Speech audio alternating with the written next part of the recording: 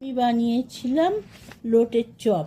লোটে মাছগুলোকে ধুয়ে হলুদ মাখিয়ে তাতে পাতিলেবুর রস দিয়ে লবণ, গোলমরিচ গুঁড়ো, আদা, রসুন, কাঁচা লঙ্কা, ধনেপাতা, পুদিনা পাতা, কাঁচা লঙ্কা দিয়ে পুরো পেস্ট করে দিলাম। 1 চামচ কর্নফ্লাওয়ার দিয়ে ভালো করে এটাকে ম্যারিনেট করে আধ ঘন্টা রেখে দিয়েছিলাম।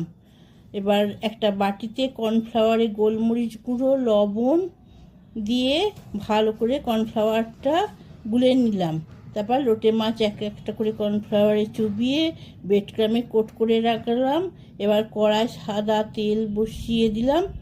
সাদা তেলটা খুব ভালো করে গরম হলে এবার গ্যাস আস্তে করে লোটে মাছগুলো এক এক করে হালকা হাতে ভেজে নিলাম। এইভাবেই তৈরি হলো আমার লোটে মাছের চপ। দেখুন।